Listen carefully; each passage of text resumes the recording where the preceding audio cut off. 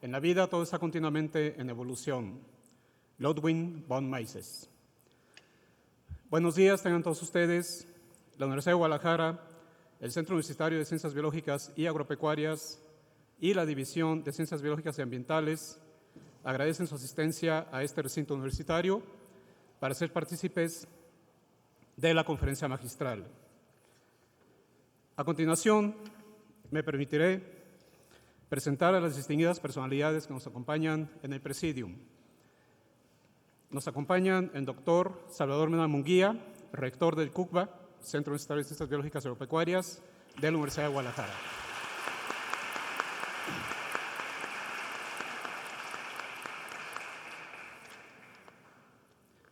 Se encuentra con nosotros el doctor Carlos Bea Zárate, director de la División de Ciencias Biológicas y Ambientales del CUCBA.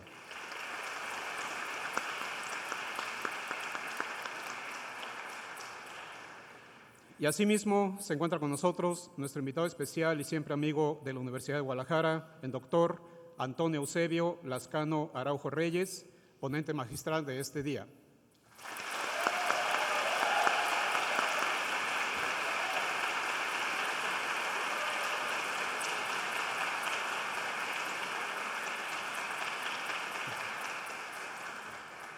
Bienvenido, doctor Lascano. A continuación solicitamos la presencia del doctor Carlos Bea Zárate, director de la División de Ciencias Biológicas y Ambientales, para dirigir unas palabras de bienvenida con alusión al 35 aniversario de la creación de la licenciatura en Biología.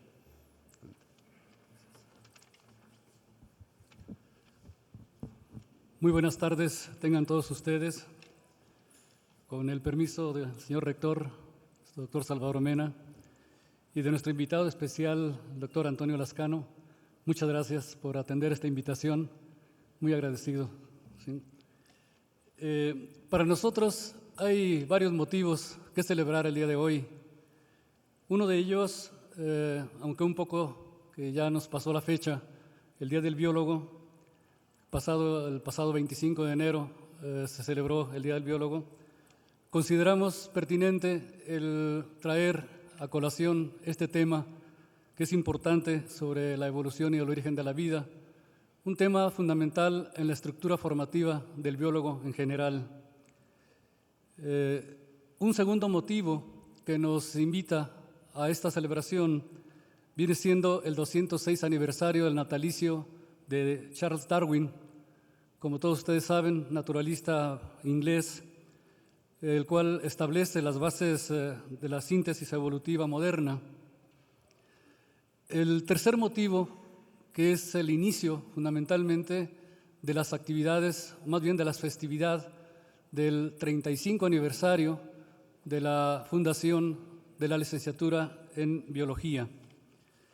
En este sentido, cabe señalar que el programa de Biología tiene sus inicios a través de un grupo de profesores que fueron encabezados por el ingeniero Edmundo Ponce en 1980, quien a su vez presenta un proyecto que promovió el exdirector del Departamento de Investigación Científica, un departamento ya desaparecido en estas alturas del tiempo, que encabezaba el licenciado Raúl Padilla López, quienes presentaron un proyecto en 1980 al entonces rector de la Universidad de Guadalajara, de nuestra benemérita Universidad de Guadalajara, al arquitecto Enrique Zambrano Villas, para que la sociedad jalisciense y los estados circunvecinos pudieran contar con estudios de nivel de licenciatura en las áreas biológicas, físicas y matemáticas.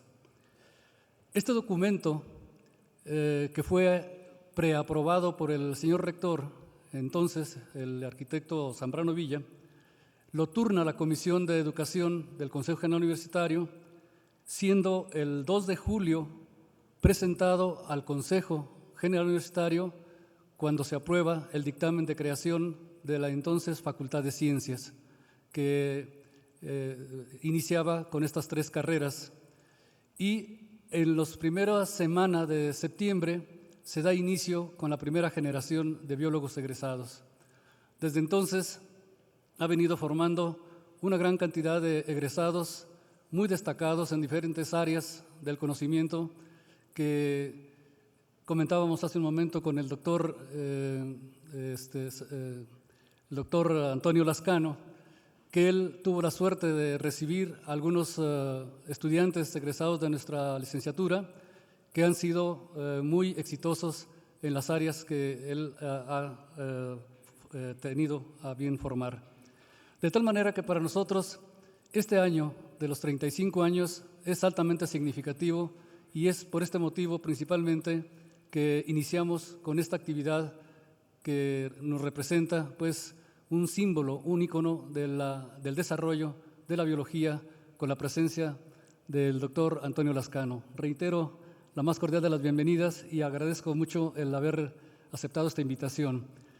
También quiero agradecer finalmente el apoyo brindado por el Comité de Estudiantes de Biología, que nos han apoyado mucho con la organización también de la logística de todo este tipo de eventos y van a ser copartícipes también del desarrollo de todo este tipo de actividades.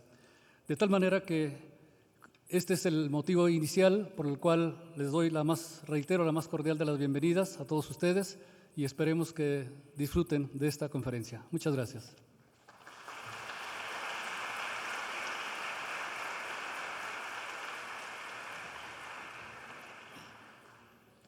Gracias, doctor Carlos Veas. De igual forma, invitamos al doctor Salvador Mena Munguía, rector del Centro Universitario de Ciencias Biológicas y Agropecuarias, para que realice la lectura de la semblanza del doctor Antonio Lascano Araujo Reyes. Por favor, doctor.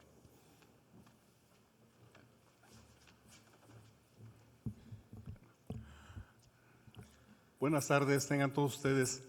Primero que nada, una gran felicitación a toda la comunidad de biología de nuestro centro universitario por estos 35 años que se festejarán, si bien en septiembre, pero ya desde ahorita iniciamos con las celebraciones.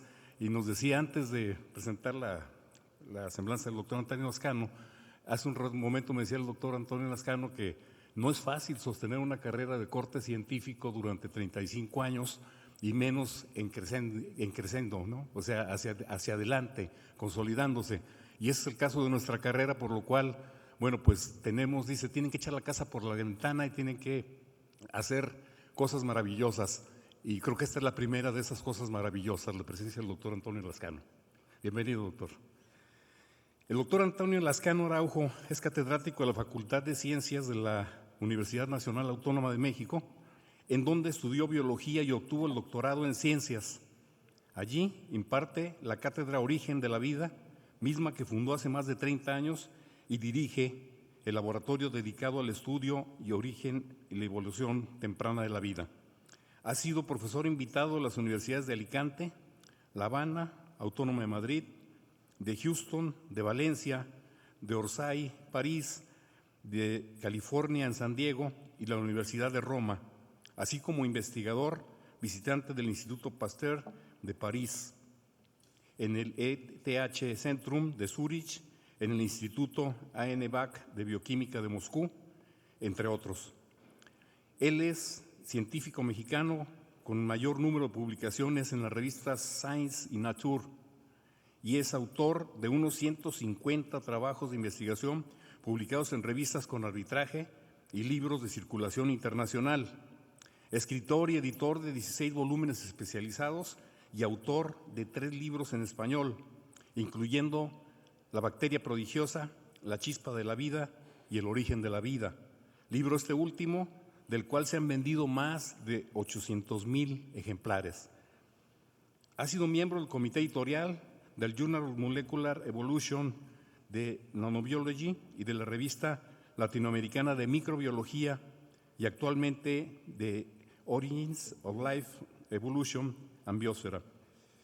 En 1990 recibió junto con José Sarucán Kermes la medalla Alfonso L. Herrera a la investigación en biología. En 2007 la Universidad de San Francisco de Quito, que tiene a su cargo el resguardo de las Islas Galápagos, le otorgó la medalla de fundador de la universidad y ese mismo año la UNAM le concedió el premio Universidad Nacional en Investigación en Ciencias Naturales. En enero del 2008, la Universidad de Milano le concedió el doctorado honoris causa y en julio del mismo año la Sociedad Italiana de Astrobiología le concedió la primer medalla Francesco Redi. En 2009, la Universidad Veracruzana le otorga también la medalla al mérito universitario y el año pasado la Universidad Nacional Autónoma de México le dio su nombre a un auditorio. En 2002-2004 presidió el comité evaluador de la NASA en el proyecto Astrobiology Institute, además de ser coordinador de la Gordon Conference on the Origins of Life.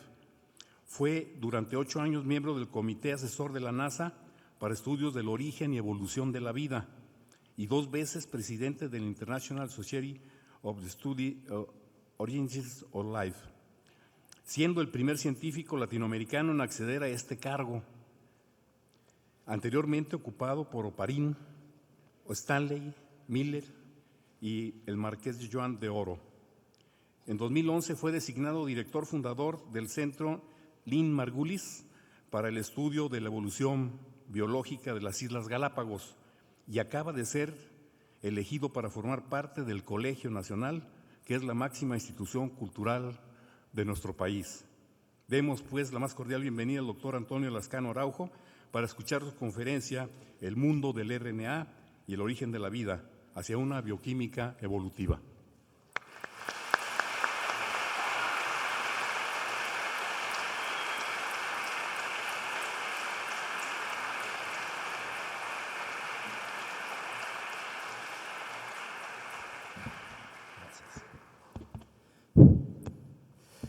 Buenas tardes. Primero que nada quisiera agradecer, la invitación tan amable, tan cordial que me hicieron para volver una vez más a Guadalajara, cosa que acepto con muchísimo gusto. En segundo lugar, quisiera decir que para mí es un privilegio en muchos sentidos el estar aquí. Es un privilegio que comienza por el hecho de que a veces la gente en Jalisco no se da cuenta de lo que sí nos percatamos en el resto del país y es la extraordinaria creatividad que tiene esta región de México. Es una creatividad que si uno busca tiene raíces muy antiguas en el mundo mesoamericano, durante la colonia, cuando muchos de los grandes teóricos de las ideas de la independencia y de la libertad nacional surgen de esta zona. Es una región de México que ha producido intelectos y creadores absolutamente deslumbrantes, don Agustín Yáñez, personajes como Lupe Marín, pintores como Orozco, como Soriano, y uno siempre se pregunta con una región con tanta creatividad, ¿por qué uno no menciona los nombres de los científicos, de las investigadoras de calibre equivalente? Buena parte de las razones es porque la ciencia en México, a pesar de que pueda tener raíces muy viejas, es una actividad relativamente joven. Pero justo eso es lo que vuelve tan admirable el esfuerzo que han hecho aquí autoridades, profesores, investigadores, alumnos y un sector importante de la sociedad para sostener una carrera de biología durante 35 años. Es muy fácil decir que una carrera lleva 35 años, pero si ustedes se percatan, en una zona del país, de la nación, donde no había la tradición de estar enseñando las distintas áreas de las ciencias de la vida, el tener una carrera que tiene un potencial absolutamente extraordinario es un esfuerzo absolutamente admirable. Entonces yo sí quiero unirme muy gustosamente a las celebraciones de ese esfuerzo colectivo tan extraordinario. Por otro lado, ya lo mencionaba el doctor Mena muy amablemente, yo siempre me he quedado sorprendido de lo que ocurrió en la licenciatura de biología hace unos años, un poco más de 15 años, cuando de repente llegaron a la Ciudad de México una serie de egresados de aquí que para mi buena suerte son amigos, colegas absolutamente extraordinarios. Debo mencionar muy rápidamente a Arturo Becerra, que está sentado por allí, a Alex de Luna, a Luis de Lalle, que son gentes con reconocimiento absolutamente excepcional, tanto en la comunidad nacional como en la comunidad internacional. Y el hecho de que la universidad sea capaz de producir, la Universidad de Guadalajara sea capaz de producir ese tipo de estudiantes que maduran muy rápidamente en científicos de verdad notables, pero que al mismo tiempo sea una universidad que pierde esos alumnos porque no regresan aquí, nos debería hacer reflexionar de qué es lo que estamos haciendo muy bien y qué es lo que no estamos haciendo tan mal. Yo creo que esa es una de las lecciones más importantes que uno siempre tiene que tomar en cuenta cuando se hace una evaluación, no con el ánimo de hacer una contabilidad, sino con el ánimo de efectivamente ver críticamente cuál es nuestro pasado, cuál es el presente y cuáles son nuestras perspectivas para el futuro. Por último, debo decir que, si podemos comenzar con la primera imagen, con la primera diapositiva, debo decir que siempre es un placer enorme y un privilegio extraordinario el que uno pueda celebrar un aniversario más del nacimiento de Charles Darwin. Todos nosotros sabemos que Charles Darwin nace en 1809, que es precisamente el año en el que Lamarck publica su Philosophie zoologique, su filosofía zoológica, que marca, ya lo pueden ver ustedes, ya sea el fin del transformismo o el comienzo del pensamiento evolutivo, pero que en todo caso representa uno de los parteaguas intelectuales más importantes que tenemos en la cultura universal.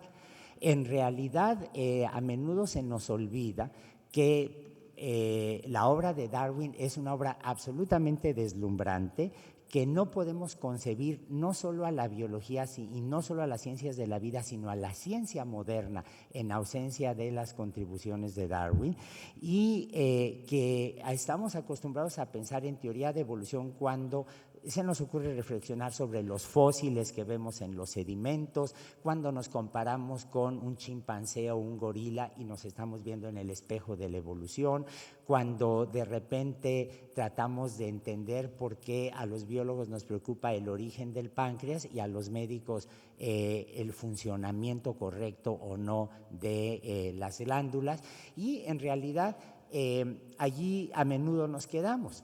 Lo que voy a tratar en la charla de hoy es intentar no solamente describir hasta qué punto el origen de la vida, en particular la idea del mundo del RNA, es resultado de esta visión darwinista aplicada a nivel molecular, sino cómo además estamos en un momento espléndido con el desarrollo de áreas nuevas como la genómica, para tratar de ver disciplinas como la bioquímica bajo una óptica darwinista, bajo una óptica evolutiva, y como esto no solamente nos permite validar la idea central de la selección natural, sino también darnos cuenta del enorme alcance, del enorme poder que tiene esta propuesta. La otra cosa que es absolutamente importante decir es que uno de los pilares esenciales de toda sociedad contemporánea y en especial de México es la visión secular en la enseñanza, es la visión laica de lo que es el fenómeno biológico. Todos ustedes saben que en este momento las ciencias de la vida nos están planteando retos que nunca hubiéramos imaginado hace 15 años. El más reciente se acaba de publicar antier. La Cámara de los Comunes en Inglaterra aceptó de una manera abrumadora que ahora pueda haber niños con 3 parientes biológicos: la madre que da el óvulo, el padre que da el espermatozoide y un tercer donador de DNA para la mitocondria, que pueda de esta manera resolver los problemas de enfermedades hereditarias que se encuentran causadas por mutaciones en el DNA de este organelo. ¿Sean ustedes lo que eso significa? Significa que los marcos de referencia éticos, legales, económicos, sociales con los que nos hemos manejado están cambiando de una manera radical gracias al desarrollo de las ciencias de la vida. La única manera en que podemos hacer que ese conocimiento se aplique adecuadamente, que no sea privilegio de de unos cuantos, que se pueda desarrollar, que nos beneficie en nuestra comprensión del mundo y de la resolución de problemas, es precisamente una sociedad laica. Y en ese sentido, la teoría de la evolución es un componente esencial que nosotros no debemos olvidar, que se desarrolla no para demostrar si Dios existe o no, sino para tratar de explicar la diversidad biológica.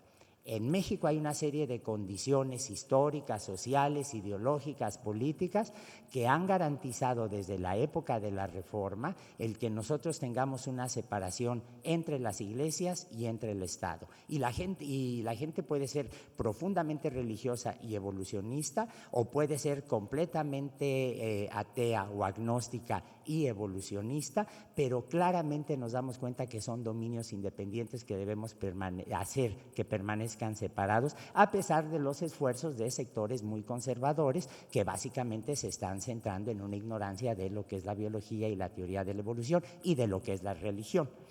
El otro punto que quisiera yo insistir, porque es un privilegio y un orgullo, es que aquí ven ustedes que soy miembro de la Facultad de Ciencias de la Universidad Nacional Autónoma de México, es la institución donde me formé, y como ya muy generosamente se mencionaba, recientemente fui elegido al Colegio Nacional.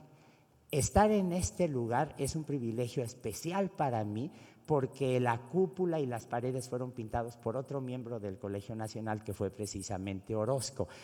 Ciertamente hay diferencias cualitativas enormes entre lo que hizo Orozco y lo que podré hacer yo, pero no dejo de conmoverme el encontrar cómo el país es capaz en un momento dado de reconocer la importancia de la cultura, de la ciencia, de las artes, de las humanidades, como una forma de estar desarrollando la personalidad intelectual de los mexicanos. Dicho eso, déjenme comenzar con una imagen que creo que es muy importante tener presente. Cuando uno habla de la evolución y cuando se celebra el aniversario del nacimiento de Charles Darwin, evidentemente esa es la primera imagen que nos viene a la mente, pero algo que quisiera insistir es que la teoría de la evolución no comienza a desarrollarse con los estudiosos de las ciencias de la vida. Los primeros que hablan de la teoría de la evolución son los astrónomos y los filósofos. Cuando en 1786, primero Kant, el filósofo, sostiene que el sistema solar es el resultado de la condensación de una nube de material de polvo y de gas que va a terminar dando como resultado el Sol, y de un disco que gira alrededor los planetas. Y esta idea va a ser matematizada un poco más tarde, 10 años más tarde, por el Marqués de Laplace, con lo cual se dan ustedes cuenta que la cultura occidental está desarrollando una visión extraordinariamente dinámica de lo que es el universo. Newton nos había dejado un conjunto de ecuaciones impecables para describir cómo se mueven los cometas, los planetas, las lunas alrededor de cuerpos centrales. Pero en el esquema de Newton, si ustedes se ponen a pensar, la dimensión tiempo está ausente. Newton nunca habla ni de cómo surge el sistema solar ni de cómo se va a acabar. Lo que están haciendo Kant y Laplace en realidad, es decir, el sistema solar tuvo un origen y por lo tanto es el resultado de un proceso de evolución de un sistema físico. Lo mismo pasó, por ejemplo, cuando Lyell, que fue maestro de Darwin, habla de la evolución de la superficie terrestre y aplica los mecanismos que estamos viendo en nuestros días para tratar de entender cómo fue la evolución del planeta en el pasado. Spencer habla de la evolución de los idiomas. Se da cuenta que uno puede comparar la estructura gramatical o los fonemas o las palabras o la estructura global de una lengua con otra, y de esta manera puede uno ir deduciendo cómo las lenguas van evolucionando, por ejemplo en el caso de las lenguas romances a partir del latín. Malthus, que tiene una muy mala fama entre mis amigos muy izquierdosos, cuando habla del problema del control de la natalidad, en realidad está hablando del desarrollo demográfico, del desarrollo de las poblaciones humanas y del desarrollo tecnológico. Otra vez está introducido el elemento tiempo como una manera de comprender el cambio. gente como Marx y Engels, que por el contrario mis amigos muy izquierdosos adoran, lo que están diciendo es que hay una evolución de los medios de producción y que por lo tanto se debe entender el desarrollo de la humanidad como el desarrollo de las transformaciones, en una visión, si quieren ustedes, muy teleológica, pero que reconoce que la evolución también es esencial para entender cómo se dan los cambios en los medios de producción. Renan habla de la evolución de las religiones y se dan cuenta que con toda intención he dejado hasta el último el caso de Charles Darwin, que fue ciertamente, tuvo un precursor esencial, Jean-Baptiste de Lamarck, a quien Darwin siempre respetó de una manera muy intensa, pero el punto básico es que cuando Darwin publica en 1859 El origen de las especies, lo que Darwin está haciendo es representar no el origen del pensamiento evolutivo, sino la culminación de una idea central en la cultura occidental, que es la idea del cambio, que es la idea de la evolución. Es decir, cuando nosotros asumimos, reconocemos que los seres vivos están cambiando en el tiempo, lo que estamos haciendo es reconociendo que somos parte de una visión dinámica del universo en la que todo está cambiando. Y esa es una visión que incidentalmente forma parte de la cultura mexicana desde el siglo XIX. Bueno, una de las cosas que sorprenden extraordinariamente es reconocer que Darwin nunca habla explícitamente del origen de la vida en público, solo hay un artículo por ahí de divulgación que él publica en respuesta a los ataques que había recibido de un colega, un antiguo maestro, pero si uno se asoma al origen de las especies, se da uno cuenta que Darwin nos está dando un marco de referencia conceptual para entender cómo fue el origen de la vida. Y en este esquema que ven ustedes del lado derecho de la pantalla, queda perfectamente claro demostrado esa idea. Esta es una página que viene de los cuadernos de Darwin y aquí pueden ver ustedes 3 especies hipotéticas a las que Darwin está representando con líneas gruesas. Y luego, a partir, por ejemplo, de la comparación de la morfología o del desarrollo embriológico o de la conducta, según sea el caso, Darwin dice, bueno, es claro que estas 2 especies están más relacionadas entre sí y divergen de un ancestro que se separó del ancestro de esta otra especie contemporánea. Y algo que yo encuentro especialmente conmovedor es que este dibujo plantea las relaciones evolutivas entre estas 3 especies cualquiera con líneas punteadas. Y todos sabemos lo que significa líneas punteadas en la representación gráfica de nuestras ideas. Es una hipótesis. Lo que Darwin está diciendo es, tal vez así fue la evolución de estos 3 grupos. Y eso es algo que nunca debemos olvidar. Cuando yo hago un árbol evolutivo, cuando hago un árbol filogenético, lo que estoy haciendo es plantear una hipótesis de relación evolutiva entre las especies que estoy considerando. Y mi árbol evolutivo puede estar equivocado. Reconocemos una serie de razones que me pueden equivocar. Un árbol basado en la morfología o un árbol basado en moléculas, en la comparación de moléculas. Es decir, tengo que reconocer que la evolución es un hecho y que la teoría de la evolución, a partir de una serie de hipótesis, me está tratando de dar los mecanismos para comprender cómo se dio ese proceso de evolución. La evolución ocurrió, mis hipótesis pueden ser correctas o pueden estar equivocadas.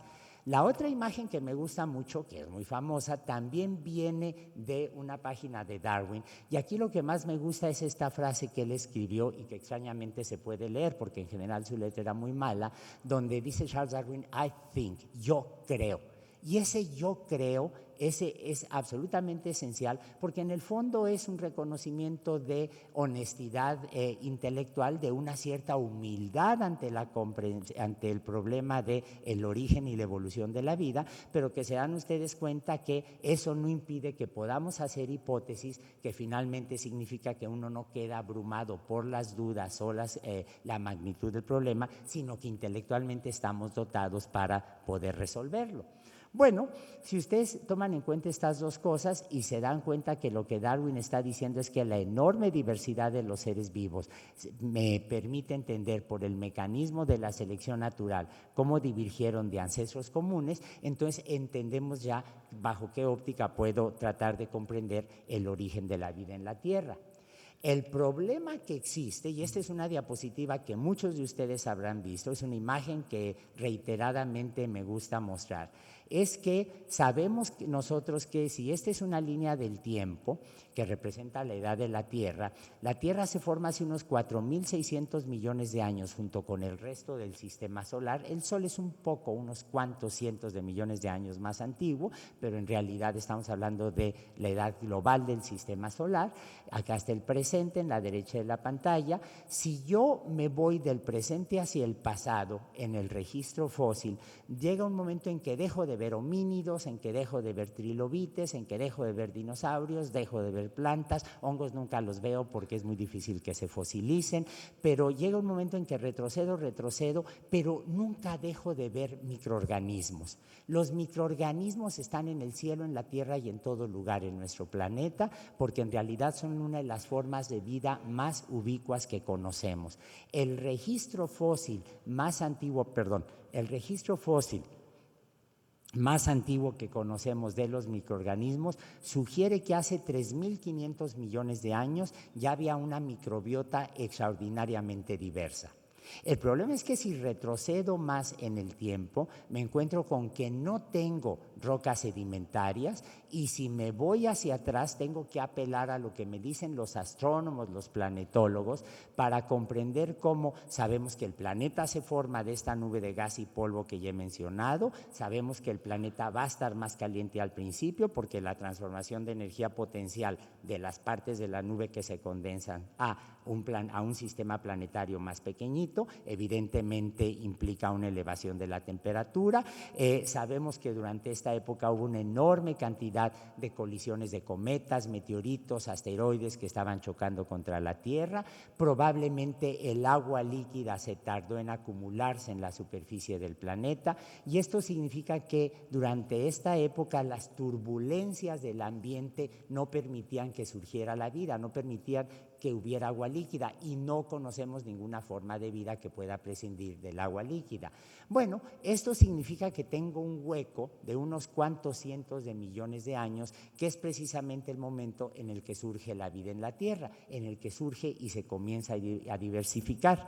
Y quien primero tuvo el arrojo, la capacidad intelectual para proponer una teoría que tratara de llenar estos huecos, fue precisamente Oparin, que se dio cuenta que podíamos juntar una serie de evidencias que vienen de distintas disciplinas para tratar de entender cómo era la Tierra primitiva. He hablado de la ausencia de un registro paleontológico, he hablado de cómo no tenemos fósiles, pero lo que voy a tratar de hacer en el resto de la charla es mostrarles cómo podemos apelar a otro tipo de evidencia fósil, que es la que me permite, en primer lugar, comparar las secuencias, por ejemplo, de RNA ribosomal o de factores de elongación o de polimerasas, y darme cuenta que bajo esta óptica absolutamente reduccionista, me estoy fijando en una sola molécula, al comparar los seres vivos, la separación entre plantas y animales deja de ser tan evidente, y nos damos cuenta que los seres vivos en realidad nos podemos dividir en tres grandes grupos: el grupo de lo que llamamos las arqueas, el grupo de lo que llamamos los eucaria y el grupo de lo que llamamos las bacterias, los tres grandes linajes celulares. Si yo comparo los rasgos que tienen todas las especies que están representadas en este árbol, yo me doy cuenta que hubo un ancestro que compartimos todos, de igual manera que sabemos que los chimpancés, los eucaliptos, los hongos y nosotros compartimos un ancestro común. El punto donde divergen los tres grandes ramas corresponde precisamente al último ancestro común. Pero algo que es muy importante tener en cuenta es que si quiero hablar del origen de la vida, estoy hablando de un evento que sucedió mucho antes del ancestro común. Es decir, transcurrieron probablemente millones de años, no lo sabemos a ciencia cierta, para que se diera el origen de la vida. A pesar de ello, no hemos perdido del todo la información que está presente en los seres vivos, ciertamente del último ancestro común, y algo sobre el origen de la vida y algo de lo que ocurrió entre la aparición de la vida y este ancestro que compartimos todos los organismos que hay en la Tierra. Bueno, el primero que se atreve a tratar de una teoría sobre el origen de la vida es Alexander Ivanovich Oparin, que fue un muy buen amigo de la Facultad de Ciencias, que estuvo en 3 ocasiones en la UNAM, que recibió el doctorado honoris causa de la UNAM, con lo cual lo hace miembro del claustro de los universitarios mexicanos, y que publica en 1936 un libro que se va a traducir del ruso al inglés en 1938 bajo el título del origen de la vida. Y lo que está aquí proponiendo Oparin es un origen, una explicación a la aparición de la vida que está dividida en una serie de fases, en una serie de pasos. Oparin dice, a ver, la vida es demasiado compleja para suponer que surge de repente. Y a contrapelo de lo que decían muchos de sus contemporáneos, él no va a suponer que los primeros organismos son autótrofos, no va a suponer que son fotosintéticos, sino lo que va a decir es, en realidad los primeros seres vivos van a ser heterótrofos, porque la heterotrofía anaerobia, es decir, la fermentación, es una forma de alimentación más sencilla que la autotrofía fotosintética. Y hay un argumento muy sólido que apoya esta posibilidad. Todos ustedes saben que la fermentación es un metabolismo universalmente distribuido. Entonces, desde una óptica evolutiva, dice Oparin, eso significa que el ancestro de todos los seres vivos era fermentador. Pero si voy a ser fermentador, necesito compuestos orgánicos que estar fermentando. Y entonces, para tener compuestos orgánicos, Oparin dice, 1, necesito formar los compuestos orgánicos, 2, necesito que no haya oxígeno para que puedan permanecer. Todos ustedes conocen lo que ocurre cuando parto una manzana o parto un plátano o parto una papa, inmediatamente se empieza a oscurecer. Es lo que llamamos la reacción de Browning, no por un anglicismo, sino porque en un caso impecable, envidiable de consistencia, el químico que lo describió se apellidaba Browning, y lo que estamos viendo es cómo se ponen de color café efectivamente las papas, los plátanos y las manzanas. Bueno, eso es una reacción de oxidación. Y el argumento de Oparin es muy sencillo. Si no hay vida, no hay fotosíntesis. Si no hay fotosíntesis, no hay oxígeno libre. Si no hay oxígeno libre, no solo no se me oxidan los compuestos orgánicos, sino que se me pueden formar compuestos orgánicos. Y Oparin hizo aquí algo absolutamente deslumbrante. Mostró un desdén absoluto por las fronteras que separan el conocimiento. Y aunque él tenía una formación de biólogo, lo que empezó a hacer fue hablar con los astrónomos, hablar con los planetólogos, hablar con los geólogos, hablar con los químicos, hablar con los fisicoquímicos, con los microscopistas, y llegó a la conclusión que la Tierra primitiva había tenido una atmósfera carente de oxígeno, o lo que llamamos en astronomía una atmósfera reductora, que esto había permitido la síntesis y acumulación de los compuestos orgánicos, que van a formar lo que llamamos la sopa primitiva, que estos compuestos orgánicos se van a agrupar interaccionando para dar origen a coacervados, que era el mejor modelo que teníamos del protoplasma, y de la evolución de las reacciones en los coacervados vamos a llegar a los primeros seres vivos. Se dan ustedes cuenta que en este esquema están ausentes los ácidos nucleicos, por una razón muy sencilla, porque en 1936-1938 Watson estaba en el 5º año de primaria y nadie tenía ni la más remota idea de cuál podía ser el papel de los ácidos nucleicos en la herencia o en general en los procesos biológicos.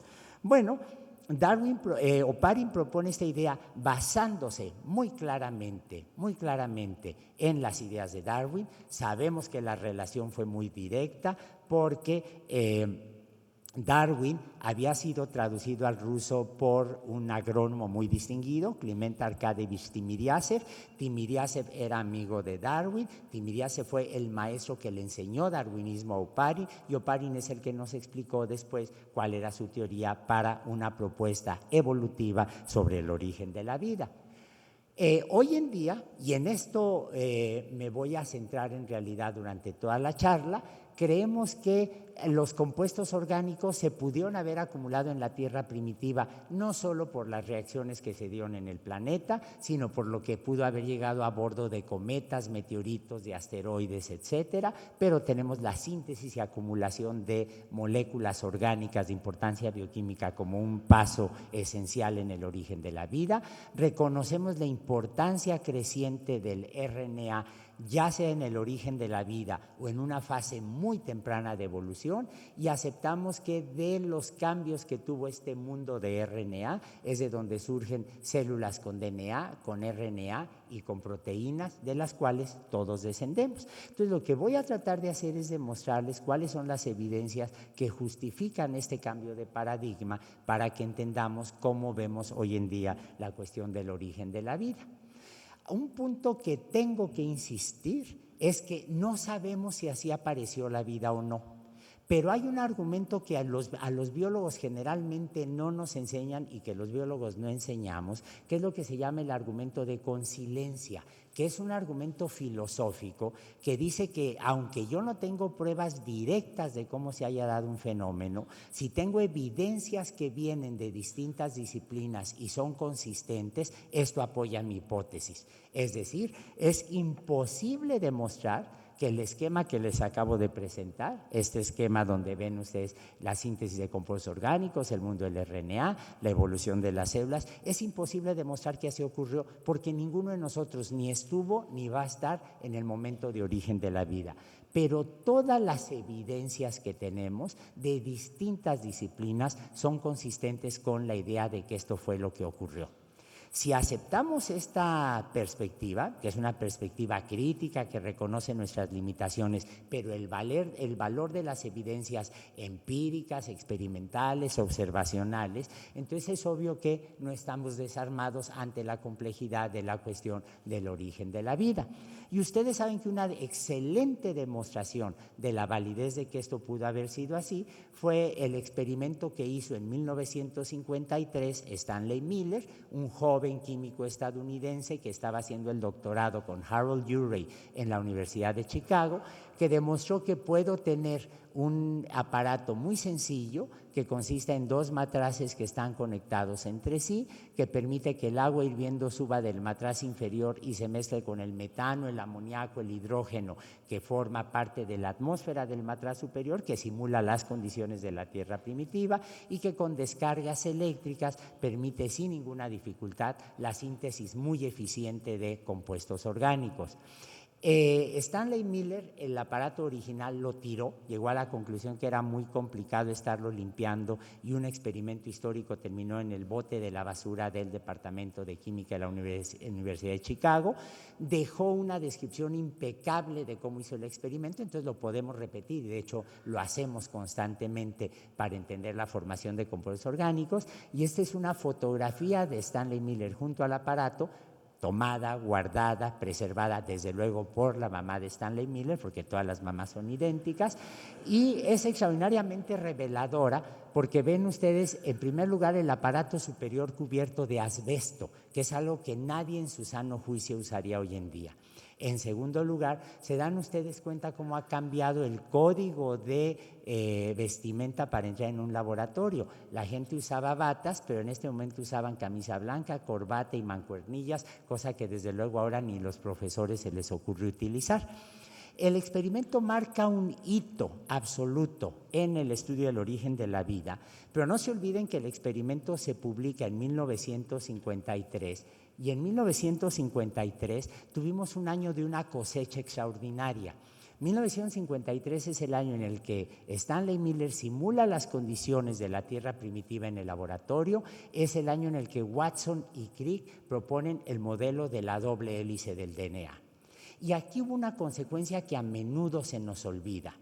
En el momento en que se propone la molécula de doble hélice del DNA, lo que estamos en realidad atestiguando es uno de los momentos culminantes en el proceso de molecularización de la biología, de molecularización de las ciencias de la vida. Se dan ustedes cuenta que no podemos prescindir en modo alguno de las explicaciones moleculares para entender cómo funcionan las células, los organismos, las poblaciones. Se dan ustedes cuenta de una de las desventajas que tuvo este proceso de molecularización. Se dividieron a los biólogos, como decía don Ramón Margalef, en biólogos de bata y en biólogos de bota, porque de repente ocurrió que los que trabajaban con moléculas empezaron a tener más presupuesto, mayor presencia social, mayores posibilidades de mostrar cómo era la biología y empezamos a perder lamentablemente la vieja tradición naturalista que era tan rica en muchas sociedades como la mexicana. Hoy en día nos hemos dado cuenta que este es un conflicto totalmente artificial, que no podemos entender ni el funcionamiento molecular si prescindimos del conocimiento de los organismos, de las plantas completas, de la distribución de los animales, de los modos de alimento de los hongos, etcétera, pero que al mismo tiempo esto es absolutamente complementario con la visión molecular. Pero en el caso específico de origen de la vida, se dan ustedes cuenta que si ahora resulta que la replicación del DNA es el mecanismo básico que me permite entender la reproducción de los seres vivos, mis explicaciones sobre el origen de la vida no pueden estar ajenas. A partir de este momento, el estudio del origen de la vida se desarrolla en el marco de referencia dado por la evolución molecular, por la estructura molecular, por la biología molecular. Y es en estas condiciones que en 1960 Joan Oró, un amigo, un profesor, un colega catalán que emigró hacia los Estados Unidos huyendo de la grisura intelectual del franquismo, como ocurrió con tantos que vinieron a México para nuestra fortuna, lo que hace Joan Oró es darse cuenta que el ácido cianhídrico, que es una molécula extraordinariamente tóxico, el olor a almendras, por ejemplo, de los núcleos de los huesos de los duraznos es simplemente el olor de ácido cianhídrico. El ácido cianhídrico se dimeriza, se trimeriza, se tetrameriza. La tetramerización puede recurrir o requerir del agregamiento de otra molécula de ácido cianhídrico o de una donadora de ácido cianhídrico. Se forma el grupo imidazol, que es este grupo al cual voy a volver en la charla un poco más adelante, donde tengo 5 átomos, 3 carbonos, 2 nitrógenos, y se forma la adenina. Y luego Leslie Orgel y Jim Ferris demostraron que si yo tomo una solución del tetrámero de 4 moléculas de ácido cianhídrico, una solución acuosa, y la llevo al sol, hay una fotoisomerización, se rearreglan las moléculas y lo que voy a tener es sin ninguna dificultad la formación de la adenina, es decir, uno de los componentes básicos de los ácidos nucleicos, uno de los componentes como ATP en los procesos energéticos se puede formar en condiciones de tierra primitiva. Fusiono así 2 áreas que ya a partir de entonces no podían estar separadas. Este es un experimento clásico, el experimento de Joan Oró, y andando el tiempo nos dimos cuenta, Stanley Miller, Joan Oró y yo mismo, que si nosotros teníamos este grupo imidazol, a partir de este grupo imidazol podíamos formar la guanina, la adenina, la xantina, la hipoxantina sin ninguna dificultad. El grupo imidazol es precursor de todas las purinas que conocemos. Y hace unos cuantos años, haciendo un sabático en el laboratorio de Stanley Miller, se me ocurrió que podríamos repetir el experimento de Oró, pero fijándonos ahora no en la solución acuosa, como lo hizo Joan, sino fijándonos en el sobrenadante. Y cuando repetimos el experimento hicimos el análisis, ustedes saben que cada pico aquí me está indicando la presencia de distintos compuestos, el área bajo la curva me dice qué tanto de los compuestos se formaron, y ven ustedes aquí desde luego la adenina, que siempre se forma en grandes cantidades, algo de guanina, pero ven ustedes aquí la 2,3 una 2,3 purina, y entonces se nos ocurrió aislarla, caracterizarla, y nos dimos cuenta de algo que había estado ya conocido pero perdido en la literatura, que de hecho la 2,3 diaminopurina forma pares, se aparea con puentes de hidrógeno con el uracilo. Es decir, estoy formando en condiciones de tierra primitiva otra molécula que puede aparearse sin gastar a ninguna molécula de ATP, por su pura geometría va a formar 3 puentes de hidrógeno con el uracilo, lo cual sugiere que en la tierra primitiva pudimos haber tenido ácidos nucleicos que tuvieran purinas que no conocemos. Y ahora estamos muy convencidos de que eso es así. Miren, aquí ven ustedes, marcado en rojo y en negro, purinas que podemos encontrar en meteoritos, purinas y pirimidinas que podemos sintetizar en el laboratorio, y se dan ustedes cuenta que aquí están el uracilo, están la guanina, están la citosina, están la adenina, las bases que ustedes conocen, pero ven ustedes muchas otras bases más. Como los meteoritos son los restos del material del cual se formaron los planetas, estas bases en el meteorito Murchison, que tiene 4.600 millones de años de edad, me están diciendo que muy probablemente en la Tierra primitiva había ácidos nucleicos con un potencial enorme para tener otros componentes más allá de las 4 bases que enseñamos, o 5 si quieren pensar en la adenina. Y lo que tenemos que entender ahora es cuáles fueron los mecanismos de selección que llevaron de este mare magnum, de esta mezcla tan compleja de bases nitrogenadas, a las que estamos viendo solamente en nuestros días. Bueno, esto es uno de los problemas que tenemos, pero yo creo que se puede decir, y esto es algo que probablemente todos mis colegas de Origen de la Vida aceptarían, que todos los experimentos que hacemos y todos los análisis que hemos llevado a cabo para meteoritos sugieren que antes de que apareciera la vida, en la Tierra primitiva ya había una enorme diversidad de compuestos orgánicos de importancia bioquímica, pero no solo los 20 aminoácidos, de hecho probablemente algunos estaban ausentes, como vamos a ver un poco más adelante. No solo estaban las 4 o las 5 bases, sino que había muchas más. Había una enorme diversidad de compuestos orgánicos, había muchos catalizadores orgánicos e inorgánicos, y cuando uno piensa en catalizadores no piensa en una molécula muy compleja. El magnesio o el manganeso presente en los mares primitivos es un excelente catalizador. La prolina, que es un aminoácido, es un excelente catalizador. Las arcillas son muy buenas catalizadores. Las superficies de lípidos son muy buenos catalizadores, y lo que sabemos es que probablemente también había compuestos capaces de formar membranas. Había purinas y pirimidinas, el potencial para polimerización molde dirigido, y teníamos muchas de las propiedades que asociamos con seres vivos: replicación, catálisis e individualidad. No sabemos cómo surgió la vida, pero estos componentes de los seres vivos claramente estaban presentes en los mares primitivos. Bueno, ¿esto qué quiere decir? Que muy probablemente nuestra imagen de la Tierra primitiva es correcta.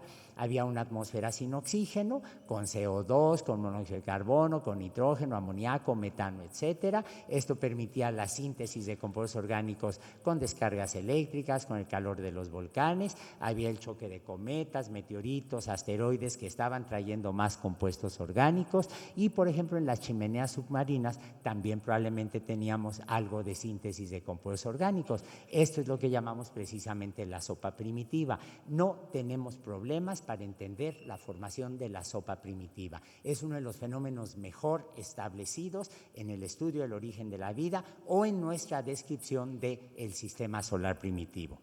La gran pregunta que nos hacemos es cómo voy de la sopa primitiva a lo que Crick llamó muy pomposamente el dogma central de la biología molecular. ¿Cómo le hago para ir de la sopa primitiva a una molécula como el DNA, que está almacenando la información genética, pero que solo se replica gracias a la presencia de proteínas que son catalizadores? ¿O cómo le hago para tener proteínas que tienen propiedades estructurales, catalíticas, etcétera, muy complejas, pero que están formadas por el DNA? Y se dan cuenta que esto es lo que se trivializó de una manera casi vulgar, diciendo que había venido primero, si el huevo o la gallina. Bueno, en realidad nos dimos cuenta andando el tiempo, y lo que les voy a contar ahora es una historia con raíces intelectuales muy viejas, que demuestra que todas las evidencias que tenemos sugieren que antes que proteínas y DNA vino el RNA. Y la historia del RNA es absolutamente fascinante, porque es como la historia de Chuchito el cerillero, ese niño de los cuales siempre les contaban antes en Guadalajara en los libros de finales del siglo XIX, que era pobre, y que poco a poco llegó hasta gobernador o algunas de estas cosas, ¿no? O cardenal o lo que ustedes quieran. La historia del RNA es la historia de una molécula que fue vista con menosprecio por buena parte de los biólogos moleculares, pero que cuando examinamos sus propiedades bajo una óptica evolutiva nos damos cuenta del papel central que siempre ha jugado en procesos naturales, en procesos celulares y en la evolución. Bueno, vamos a ver primero qué es el RNA.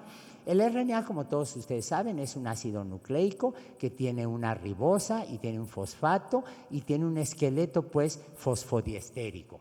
Como tiene fosfatos, es soluble en agua. Como tiene fosfatos, cuando se está replicando el RNA, ¿se acuerdan de las leyes de la electrostática? Tengo una carga negativa y las cargas iguales se repelen. Las cargas negativas de ambos lados del esqueleto permiten que efectivamente se pueda abrir la molécula del RNA o del DNA. Pero además, como tengo cargas negativas, esto impide que el RNA se escape de las células, que acuérdense que tienen una membrana fosfolipídica que no permite que puedan pasar fácilmente. Es decir, tengo propiedades que me explican por qué es una molécula tan central en los procesos biológicos. Esto por los fosfatos, tenemos las bases, las 4 bases canónicas, adenina, guanina, citosina y uracilo, y tenemos ribosa. Bueno, ribosa, ¿qué quiere decir? La terminación osa, todos sabemos que es para azúcares, pero RIB son las iniciales del Rockefeller Institute of Biochemistry, que fue donde se descubrió por primera vez la ribosa. Uno de los nombres que son los epítomes del capitalismo más descarnado y explotador, lo llevamos adentro en la intimidad molecular de todas nuestras células. Y lo que les voy a tratar de demostrar es que además es una molécula central que ha estado presente, a pesar de ese nombre, en los procesos biológicos. Lo primero que hay que decir es que el RNA, en los años 50, la gente se empezó a dar cuenta que era el componente genético de los virus. Por ejemplo, el virus del mosaico de tabaco, que como ustedes saben es uno de los primeros sistemas virales que se caracterizaron. Entonces, la gente dijo, bueno, los virus pueden tener como material genético el RNA, y como todos ustedes saben, hay un debate falso, totalmente equivocado, sobre si los virus están vivos o no. Y el argumento sobre si los virus están vivos o no es un argumento que está basado, lo conocen ustedes también, en que a ratos los podemos cristalizar y que cuando están invadiendo una célula, entonces se pueden multiplicar, se pueden replicar aprovechando la maquinaria molecular de las células. Fíjense que esto nos lo preguntamos para los virus, pero por ejemplo, si yo aíslo un lípido de una célula, no me pregunto si está vivo o no. Y sin embargo una célula no puede prescindir de esos lípidos. Yo puedo ir a la farmacia de la esquina, comprar medio kilo de DNA y no me pregunto si ese DNA está vivo o no. La pregunta sobre si los virus están vivos o no tiene que ver, entre otras cosas, porque tenemos una serie de prejuicios médicos sobre ellos. Pero los virus son pequeñitos, son muy sencillos, se pueden cristalizar y entonces en los años 50 la gente llegó a la conclusión errónea de que los virus están en el límite entre lo vivo y lo no vivo. Y entonces la conclusión es el resultado de premisas equivocadas, conclusión correcta. ¿Cuáles eran las premisas equivocadas? Que si el RNA está en los virus y los virus son primitivos, antiguos y están entre lo vivo y lo no vivo, entonces el RNA tiene que ser más antiguo. La conclusión es correcta, pero las premisas están equivocadas. Es algo que vemos que ocurre todo el tiempo, que no sabemos analizar correctamente las cosas.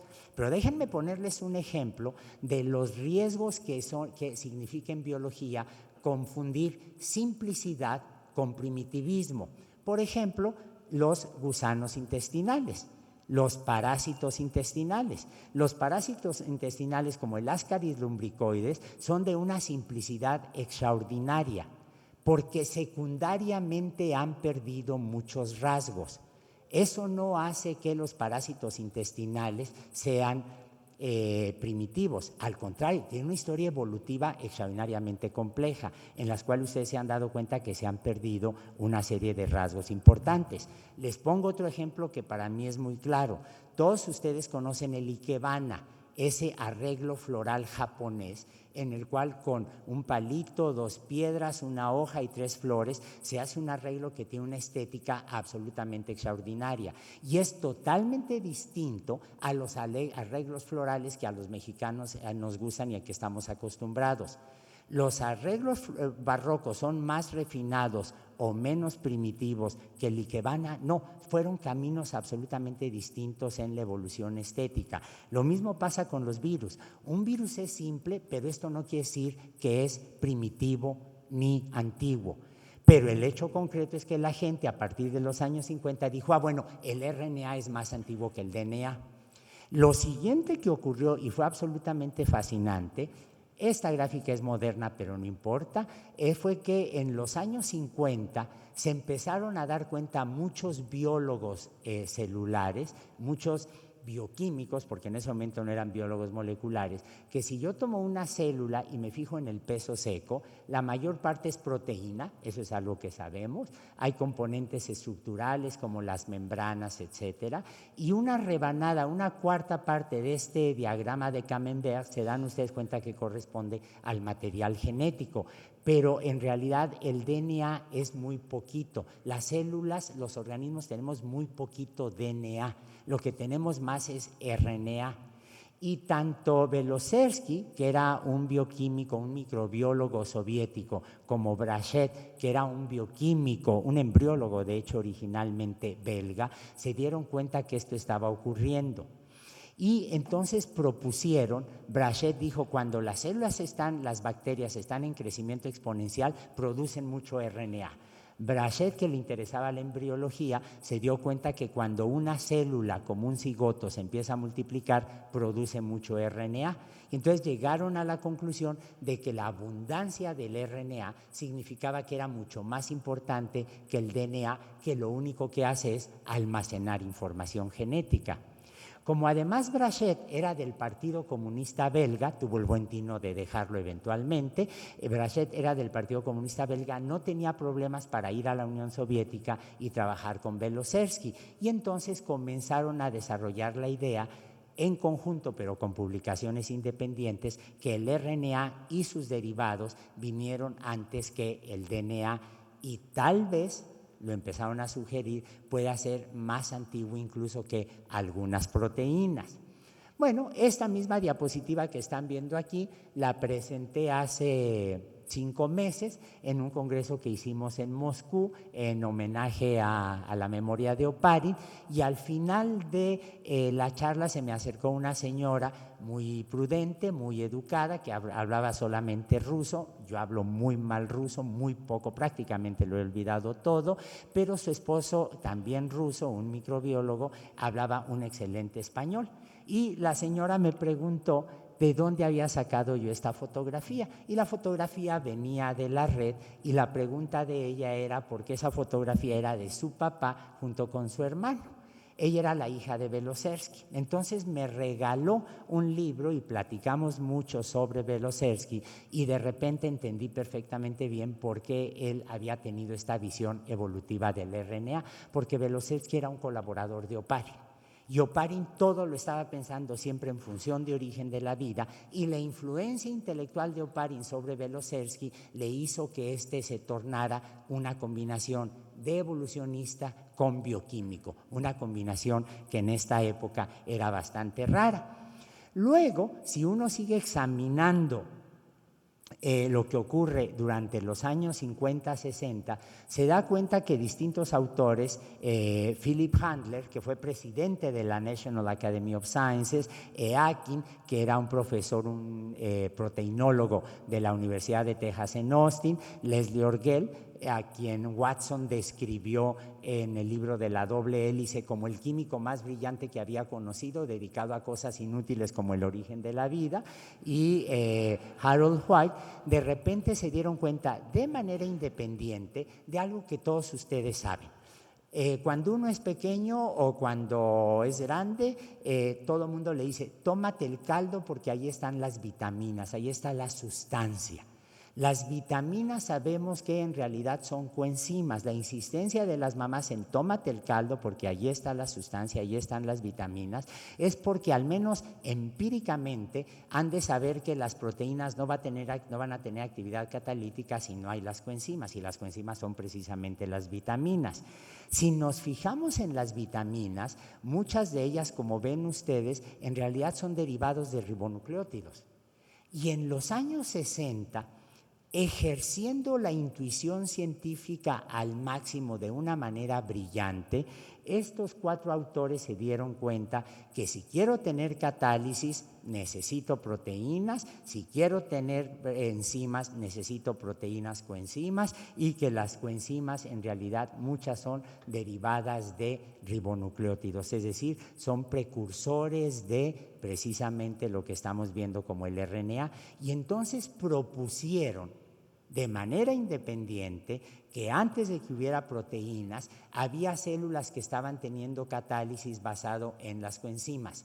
La lección básica que les quiero dar con esta diapositiva es una muy sencilla: el enorme conocimiento biológico que tenían estos 4 autores y la intuición para darse cuenta que sin enzimas no hay catálisis hoy en día, sin coenzimas no hay catálisis de las enzimas, y que muchas enzimas son derivados de ribonucleótidos. Por lo tanto, el RNA o sus derivados pudieron tener actividad catalítica en etapas muy tempranas de la evolución.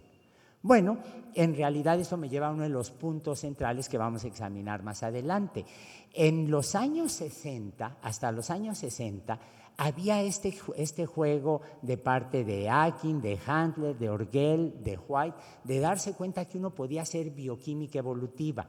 Pero ya les describí cómo el nacimiento de la biología molecular desplaza desafortunadamente a los naturalistas del papel central en las ciencias de la vida. Lo que pasó fue que el nacimiento de la biología molecular desplazó también a los bioquímicos. Eso no pasó en México, donde había pocos bioquímicos y rápidamente se percataron de la importancia de la biología molecular. Pero en Estados Unidos, por ejemplo, los bioquímicos se convirtieron en una especie de pájaro dodo, empezaron a irse en extinción. Ustedes pueden platicar con los genómicos y los genómicos les van a decir cómo clonar un gen, pero no les pueden dar de memoria la ruta, por ejemplo, de la fermentación, las estructuras de las coenzimas, o se les olvidó ya la ecuación de Michaelis-Menten. En Inglaterra fue más interesante, fue más bonito todavía, porque ahí terminaron agarrándose a golpes, que es una solución muy inglesa bajo ciertas condiciones. Pero se dan ustedes cuenta que ahora que tenemos tantos datos genómicos y nos damos cuenta que la teoría de la evolución se puede extrapolar a niveles subcelulares, tenemos todas las posibilidades de recuperar la tradición intelectual de la bioquímica evolutiva y de esa manera evitar estos destripaderos pavorosos que causa la materia en distintas carreras. Bueno, el otro punto que quisiera mencionar es que para lo que facilitó la idea del mundo del RNA fue que la gente abrazó rápidamente la idea de que el RNA era más primitivo que el DNA, la idea de que las coenzimas en realidad eran una evidencia de una etapa de la evolución bioquímica donde el RNA o los ribonucleótidos habían jugado un papel más importante, y la conciencia en los años 60 de que las estructuras tan complejas que tiene el RNA son equivalentes a las que vemos en una proteína, y por lo tanto la predicción absolutamente asombrosa de Smith, de Crick, de Orgel, de que el RNA en el pasado había sido catalítico. Y en realidad esto se derivó del examen de la síntesis de proteínas. Todos ustedes saben que si quiero tener síntesis de proteínas, necesito el RNA mensajero, necesito el RNA ribosomal y necesito el RNA de transferencia. No necesito DNA para tener síntesis de proteínas. Eso es el primer argumento. Puedo concebir células antiguas, primitivas, sin DNA.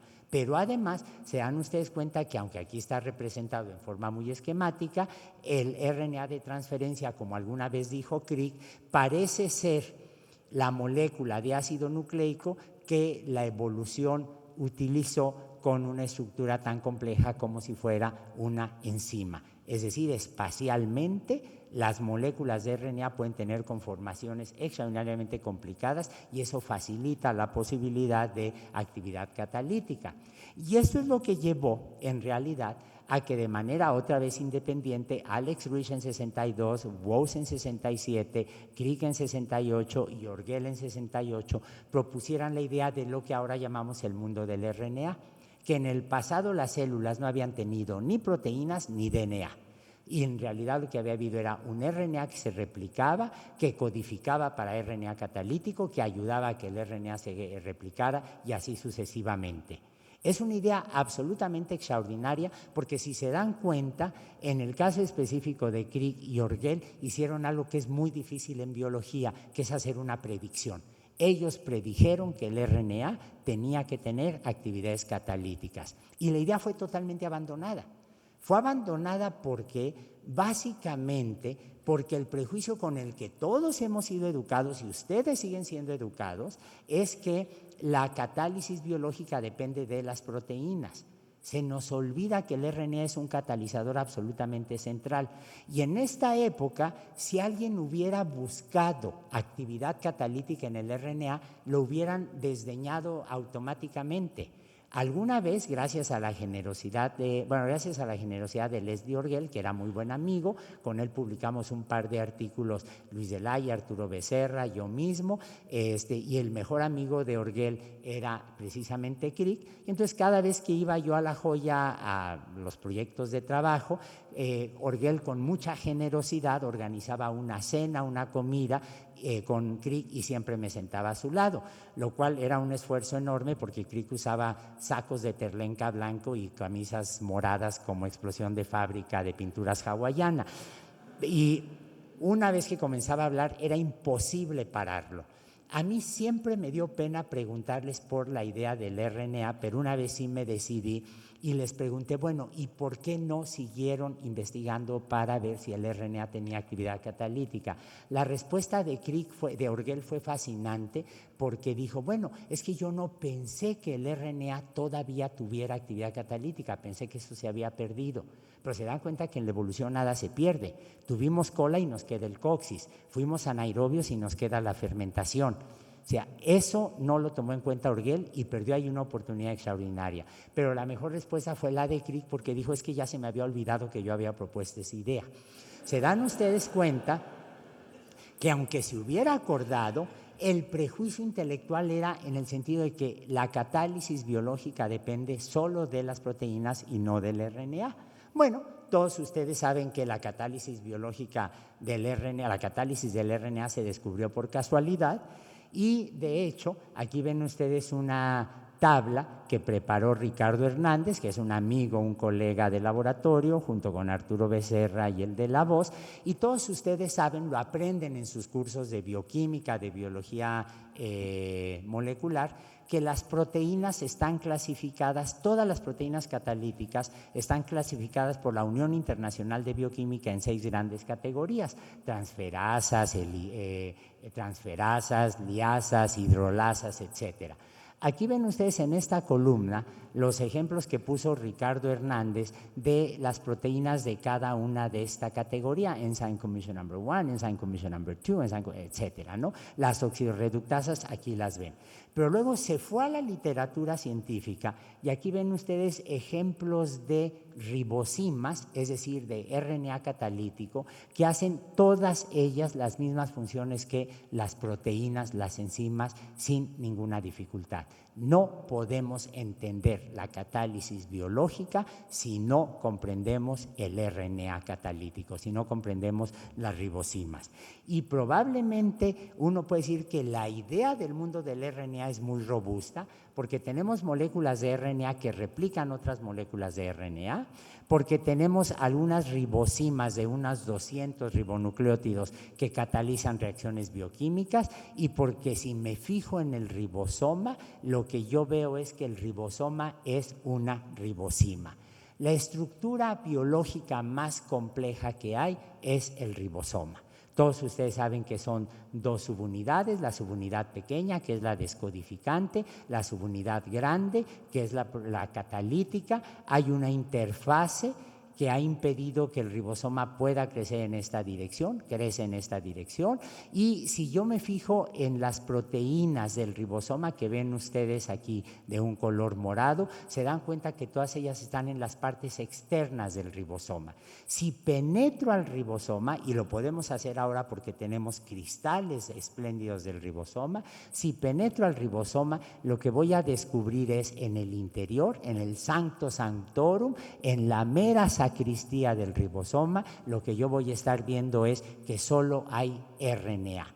Quien forma el enlace entre dos péptidos, quien cataliza la síntesis de proteínas es el ribosoma. El ribosoma es una ribosima. La partícula central en la expresión de los genes es en realidad una ribosima, no necesita de proteínas. Y bueno, esto evidentemente apoya muy fuertemente la idea de que la síntesis de proteínas surgió en un mundo de RNA, apoya muy fuertemente la idea de un mundo de RNA como tal, pero si se dan ustedes cuenta, hay otras propiedades del RNA que son fascinantes. Por ejemplo, los riboswitches. Yo puedo encender o apagar un gen de distintas maneras, pero en la secuencia, por ejemplo, del RNA mensajero, puedo tener el RNA mensajero activo legible, puede ser traducido por los ribosomas, pero si el metabolito que para el que está codificando las enzimas correspondientes, ese RNA, está en el medio, entonces el RNA adopta una conformación terciaria que impide que pueda seguir la síntesis de proteínas correspondiente. Si hago un nudo a la manga de mi saco, no puedo meter yo el brazo. ¿Por qué? Porque la conformación espacial me lo impide. Si yo tengo el metabolito, el RNA solito se autorregula. Se dan ustedes cuenta que esta es una propiedad excepcional. Se dan ustedes cuenta que el RNA no solo es catalítico, sino además se autorregula. Pero además, lo que quiero mostrarles es un poco lo que estamos haciendo en el laboratorio. El RNA ya vimos que fue el patito feo de la biología molecular, pero el RNA en realidad tiene un papel absolutamente central en todos los procesos biológicos. Miren, si quiero formar RNA, lo formo a partir de ribonucleótidos. Y como ven ustedes indicado aquí por estas flechas, puedo ir de ribosa fosfato, de unos cuantos aminoácidos, de dióxido de carbono, de amoníaco, y con reacciones que son absolutamente universales llego a los ribonucleótidos. Los ribonucleótidos son polimerizados por la RNA polimerasa y tenemos una diversidad de RNAs polimerasas y los podemos dividir en dos grandes grupos, codificante y no codificante. ¿Cuáles son los codificantes? Por ejemplo, el RNA mensajero, o el RNA del virus del ébola, o el genoma del virus del SIDA. O sea, aquí lo que estoy viendo son las propiedades codificantes del RNA. También puede ocurrir que tenga yo, por ejemplo, los RNAs reguladores como los piwis o los argonautas, que son moléculas de RNA que están regulando la expresión de las proteínas. Lo puedo tener como moléculas no codificantes de importancia central, el RNA de transferencia, el RNA ribosomal o el primer para que el RNA se pueda multiplicar. Lo que estamos haciendo en el laboratorio en este momento, y aquí han jugado un papel absolutamente central Arturo Becerra, Luis Delaye cuando estuvo en el laboratorio y otros que ahora son estudiantes, pero serán muy pronto nuestros colegas, es fijarnos en los ribonucleótidos. Ya mencioné yo que los ribonucleótidos son los ancestros del RNA, todos lo sabemos, no hay problema, y ya vimos cómo los ribonucleótidos pueden ser coenzimas. Y, por ejemplo, lo que vamos a ver ahora es el papel de las alarmonas y el papel de la histidina. Vamos a ver en el caso de las coenzimas, ya lo vimos, muchos son ribonucleótidos modificados, no tenemos ningún problema, pero hay otro tipo de moléculas que ni los biólogos ni los médicos aprendemos, lo cual es bastante peculiar, que son las alarmonas. Las alarmonas, como su nombre lo indica, son moléculas que dan alarmas y son moléculas que indican por ejemplo, a las células en un momento dado que hay situaciones de estrés y se convierten en realidad en mensajeros intracelulares o extracelulares. La más famosa, como todos ustedes saben, es el AMP cíclico.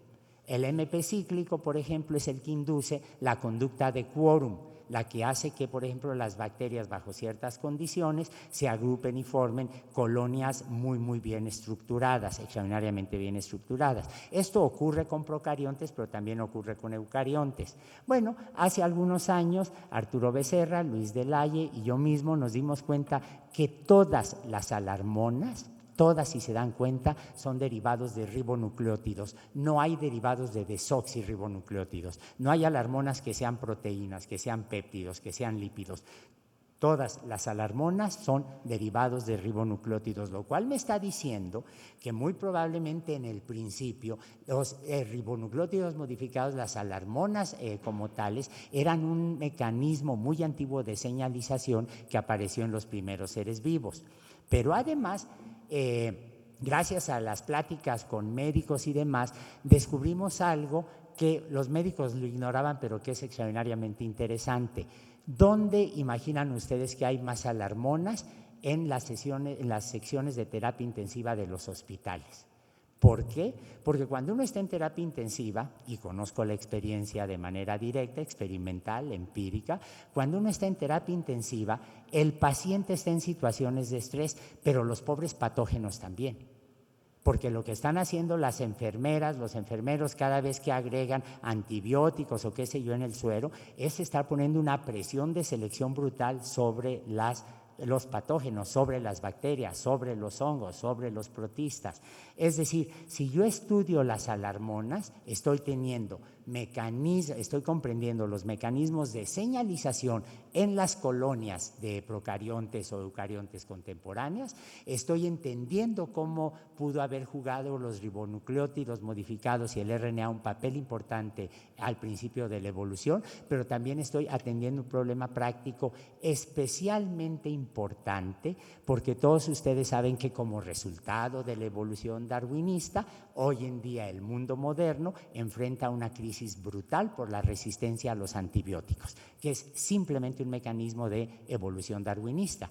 Y si yo inhibo de alguna manera las respuestas de quórum de las bacterias, de los patógenos, estoy encontrando una alternativa distinta a los antibióticos. De manera que las alarmonas también son un indicador muy importante. Bueno, había yo mencionado coenzimas, alarmonas y ahora vamos a ver la histidina.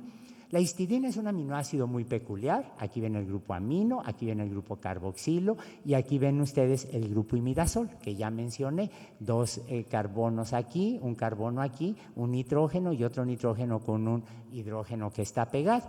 Este es un aminoácido muy peculiar porque es el único aminoácido que tiene el grupo imidazol y es el único aminoácido cuya biosíntesis comienza a partir de un ribonucleótido. Si yo me fijo, y no importa si no alcanzan a ver en detalle, pero si yo quiero llegar a la histidina, aquí está el grupo imidazol otra vez, la histidina, se dan ustedes cuenta que en realidad es el único aminoácido que comienza a partir del ATP. Esto lo hace muy peculiar.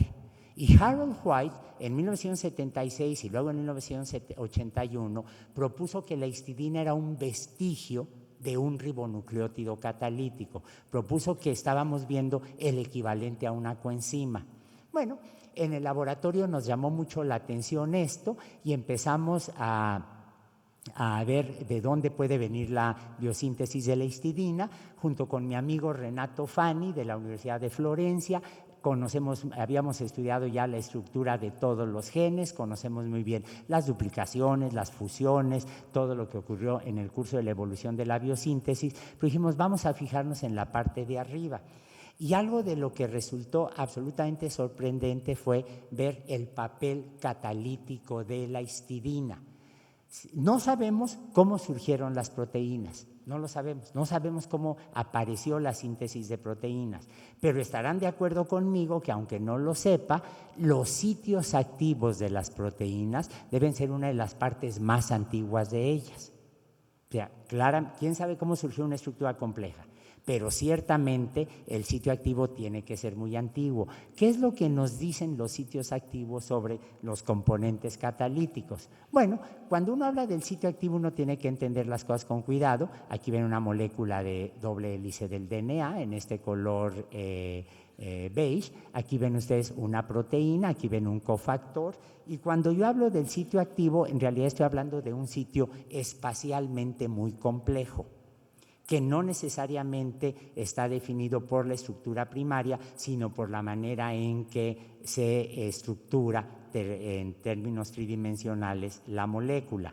Si yo me fijo en el sitio activo de las enzimas, ven ustedes aquí lo que ocurre. Miren, de nueva cuenta, aquí tengo las distintas categorías de enzimas, las oxidorreductasas, transferasas, hidrolasas, etcétera, que ya he mencionado.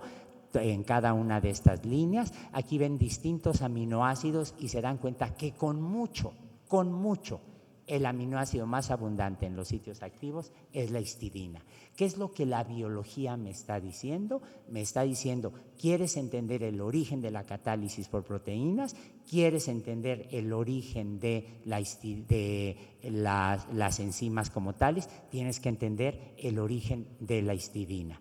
Y esto nos hemos puesto a estudiarlo con mucho cuidado gracias a un estudiante de licenciatura, Betunes Betabeles, que ya entró al doctorado, y lo que nos dimos cuenta es que podemos sin ninguna dificultad comprender cómo de manera independiente en el curso de la evolución varias veces surgió el grupo imidazol. Bueno, se dan cuenta que todo lo que les he dicho es bioquímica pura. Una materia que yo reprobé 3 veces, lo debo decir abiertamente, cínicamente, pero es una materia que se nos dificulta porque no tenemos una lógica evolutiva ni para enseñarla ni para aprenderla. En el momento que lo vemos en el contexto del mundo de RNA, se dan ustedes cuenta que las cosas cambian de una manera radical.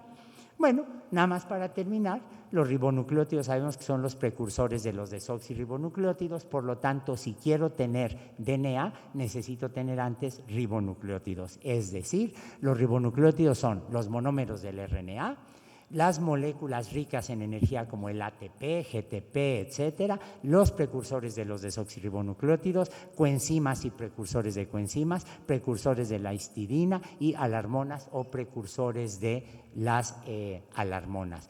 En pocas palabras, no puedo prescindir en mi definición del mundo del RNA de la presencia de los ribonucleótidos. El RNA y sus precursores se extendieron como pulpos en toda la biología molecular, en los procesos celulares, desde muy tempranamente en la evolución. ¿Eso qué significa? Bueno, que la idea del mundo del RNA, que ha ganado adeptos por la catálisis, por la ubicuidad, etcétera, en realidad es un concepto para el origen de la vida que surgió de los trabajos de Miller, de Oro, que a su vez fueron la demostración empírica de las propuestas de Oparin, Haldane, de otros, pero sobre todo de Oparin, y estas estaban firmemente enraizadas, firmemente arraigadas en la riquísima tradición de química orgánica del siglo XIX. En pocas palabras, conceptualmente hemos ido de manera muy ecléctica, tomando evidencias de diferentes áreas y ahora podemos tener una idea aún incompleta, pero ciertamente mucho mejor del origen de la vida. La pregunta natural que nos hacemos es, bueno, si nos damos cuenta que el RNA fue tan importante, ¿de dónde salió? Y aquí hay que confesar abiertamente nuestra ignorancia. No es fácil entender los mecanismos de fosforilación en la Tierra primitiva, no es fácil entender la falta de reactividad de las bases, no es fácil entender cómo se pudieron formar oligómeros, pero ciertamente una posibilidad es que como los azúcares son muy inestables, la ribosa en particular fácilmente se degrada, como la mezcla de moléculas sería muy compleja en la Tierra primitiva, a lo mejor en realidad el mundo del RNA o es el resultado de procesos prebióticos que aún no conocemos, que están por descubrirse, o bien tal vez es el resultado de algo más sencillo que lo antecedió. Y esas cosas más sencillas que lo antecedieron son muchas. Aquí ven ustedes el caso del RNA, la molécula que ya hemos estado viendo, pero podemos tener, jugando con los azúcares o jugando con los fosfatos, se dan ustedes cuenta que podemos tener otros polímeros genéticos. Y no se olviden que tenemos los péptidos ácidos nucleicos, que son poliamidas, donde se dan ustedes cuenta que no hay azúcar, no hay fosfatos, y tenemos las bases pegadas, como pueden ver, por un ácido acético. La cantidad de posibles polímeros genéticos que hay es enorme. No sabemos si estos existieron o no en la Tierra primitiva, no sabemos si son precursores o no del RNA, pero ciertamente me está diciendo que las maneras de almacenar información genética son más complejas de lo que jamás hubiéramos podido imaginar. Bueno, ¿cuál es el esquema en el que estamos ahora? Sabemos que hubo una sopa primitiva, no tenemos ningún problema para formarla. Es muy fácil sintetizar, descubrir compuestos orgánicos. No sabemos cómo ir del RNA, de la sopa primitiva al mundo del RNA, pero todo indica que el RNA efectivamente es muy antiguo. Si me fijo en el ribosoma, como ya vimos, esto sugiere que la síntesis de proteínas surgió en el mundo del RNA. Si me fijo en el DNA, claramente es un producto de la evolución biológica y no de la evolución química. No había moléculas de DNA flotando en la Tierra primitiva, y una vez que tengo estas moléculas es fácil entender la extraordinaria diversidad de los seres vivos. Darwin nos describió muy bien la diversidad del mundo vivo, sobre todo al hablar de plantas y animales. Los microbios son los grandes ausentes de la obra de Darwin, pero en el marco de sus ideas de transformación del mundo vivo podemos entender ahora que los microbios son los ancestros de todas las formas contemporáneas de vida. Darwin no imaginó el papel de los ácidos nucleicos, o Parin tampoco, pero se dan ustedes cuenta que basados en una visión darwinista, evolutiva de la naturaleza, podemos ir reconstruyendo con una serie de dificultades, pero con una solidez enorme, los pasos que pudieron llevar al origen de la vida. ¿Cómo se dio estas transiciones? No lo sabemos, pero si alguna herencia nos deja la obra de Darwin es que son tan legítimas las respuestas como las preguntas, y aunque no sabemos cómo surgió la vida, tenemos los elementos teóricos y biológicos en el darwinismo para poder enfrentar esas preguntas. Muchas gracias.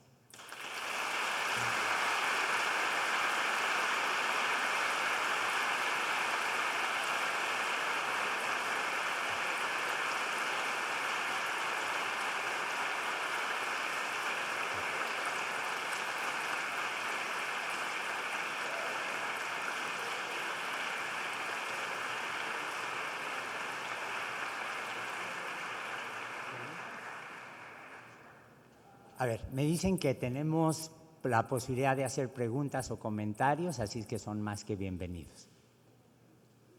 Sí. ¿Tenemos micrófono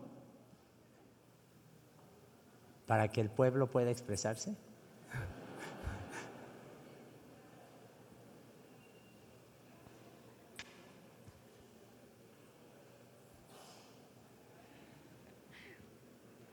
Primeramente, buenos días o tardes, ya me perdí en la hora. Bueno, ya he visto que el RNA es como la molécula primitiva de la vida. Bueno, a mí me surgieron ya muchas dudas, no sé, así como dudas de un típico biólogo. Bueno, la pregunta de todos es ¿cómo surgió la vida? ¿Qué proceso fue el que detonó que las especies evolucionaran? Bueno, también yo tengo entendido que el proceso o la clave de la evolución es una serie de mutaciones en ciertas zonas del mapa genético de alguna especie que han resultado exitosas, algunas no tan exitosas, pero que han pasado a su progenie. Bueno, mi duda es, estoy divagando ya. Bueno, no sé si fuera posible que el estudio del RNA, así como naturalmente el RNA se podría evoluciona a ADN y del ADN puede regresar al ARN, ¿hay alguna forma de jugar con la molécula del ARN para lograr alguna cierta mutación y lograr, por así decirlo, una evolución en retroceso? Para, no sé, como que obtener una molécula más primitiva del ARN. Podemos hacer en realidad sin ninguna dificultad. ¿Podemos volver a las imágenes de la pantalla? Por favor. En realidad no tenemos ningún problema para entender la evolución de sistemas de RNA. De hecho, tenemos en el laboratorio lo que se llaman los experimentos SELEX, los experimentos de selección experimental, en donde uno puede poner distintas presiones de selección, como por ejemplo el estar seleccionando moléculas que se peguen a un cierto sustrato, moléculas que sean un poco más estables, qué sé yo, y allí vemos cómo los sistemas de RNA se seleccionan. Seleccionamos con la mayor tranquilidad, sin ninguna dificultad, podemos seleccionar moléculas de RNA con propiedades específicas. Esto tiene aplicaciones mayores de las que nos suponemos. Por ejemplo, hay colegas que están tratando de meter intrones autocatalíticos de RNA en el genoma de algunos virus como el del SIDA, para que el virus cuando madura se gire sobre sí mismo, se destruya y en un acto suicida se muera, se deje de replicarse. Eso se hace buscando en el laboratorio la propiedad, RNAs que tengan esas propiedades de autorruptura, de autoescisión. La mejor demostración de que los sistemas basados en RNA pueden evolucionar la tenemos en la necesidad anual que tenemos para vacunarnos contra la influenza. Cuando nosotros tenemos ya anticuerpos para una cepa dada del virus de influenza, hay una serie de rearreglos o intercambios con los fragmentos algunos de los 8 fragmentos que forman el genoma del virus de la influenza, y esto en realidad hace que se trate de un sistema nuevo. Por ejemplo, ¿cuál es la insistencia en el uso de condones y en las prácticas de sexo seguro? Que el virus de VIH está evolucionando constantemente y por eso nos cuesta mucho trabajo tener una vacuna, porque además pasa a formas muy estables cuando se inserta en el DNA de las células y luego puede pasar de DNA a RNA, que es el último ejemplo precisamente lo que se acaba de preguntar. Y tenemos los experimentos que hizo Leslie Orgel, en donde por ejemplo tomó péptidos ácidos nucleicos con secuencias dadas, los usó para polimerizar ribonucleótidos sin enzimas, se polimerizaban sin problema, o luego tenía RNA y pasaba la información a DNA, porque se da usted cuenta que lo importante aquí es la secuencia de bases y no tanto el esqueleto. Yo puedo tener almacenada un texto o una canción en un USB, lo puedo tener almacenado en un CD o lo puedo estar bajando de la red cuando lo necesite. Allí lo que me interesa es la información y no tanto el sustrato material en que se está contenida.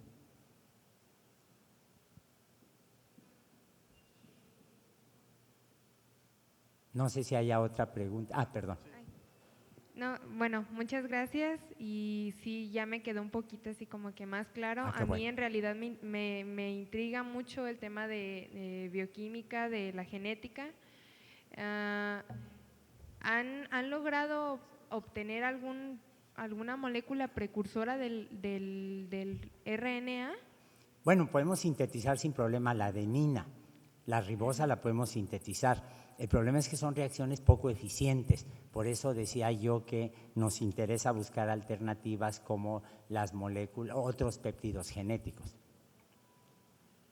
Había una pregunta.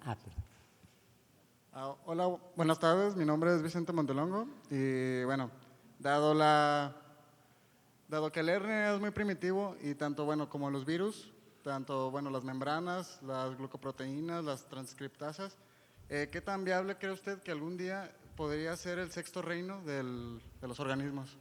El problema es que los virus no son organismos. Nunca se nos ocurriría hacer un reino para los ribosomas o nunca se nos ocurriría hacer un reino para los plásmidos o para los viroides.